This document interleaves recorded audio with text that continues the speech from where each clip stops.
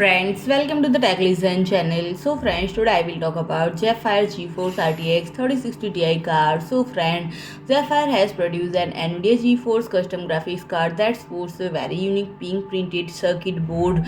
Bright and pastel colors have featured on cooling solution in the past, but this new each product presents the first example of a PCB with ting of blush. And friend, Rion hardware tipster Haruka's 5719 broke him normal delivery of very cold and Makotech on social media. And friend, international buyers will be disappointed to learn that the pink ampere card is market exclusive, with the company only offering a limited number of products. And friend, its interesting compact form factor and brightly toned cooling solution design. It is a non-overclock model based on the older RTX 3060 Ti GDDR6 GPU variant with a standard 1750 MHz push clock, 8 GB VRAM configuration, and a single 8-pin power connector. So friend, if you like my video, please do like, share and comment, and don't forget to subscribe my channel and press the bell icon.